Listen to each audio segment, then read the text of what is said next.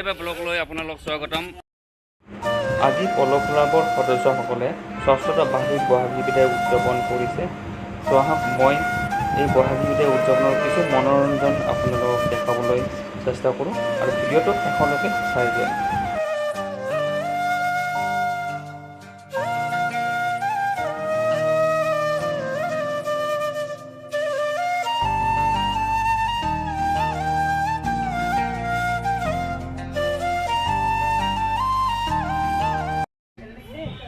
এয়া মুখ্য উপদেষ্টা আৰু উপদেষ্টাসকল বহি আছে। কিবা ক'ব নেকি দাদা অলপ বিহুৰ? কি ক'ম, সুন্দৰ অনুভৱ। যে আবতৰীয়াকৈ হ'লেও আমাৰ পল ক্লাবৰ ল'ৰাখিনিয়ে সুন্দৰ এটা আয়োজন কৰিছে, তাৰ কাৰণে বহুত আনন্দ অনুভৱ কৰি আছোঁ। মই প্ৰথমতে পল ক্লাবৰ সদস্যসকলক সভাপতি সমিতিতে সকলোকে বহাগ বিদায়ৰ শুভেচ্ছা জ্ঞাপন কৰিছোঁ।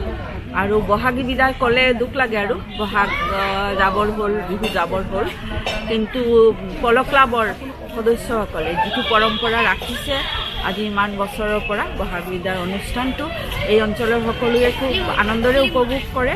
আৰু এইবাৰটো আৰু ভাল হৈছে, কাৰণ ক'ভিডৰ পিছত এইবাৰ এই বহাগী বিদায়ত সকলোৱে মনে প্ৰাণে আনন্দ কৰিবৰ বাবে প্ৰস্তুত হৈছে। বতৰো ভাল হৈছে। ক'ৰ পৰা আহিছে? চন্দ্ৰপুৰ।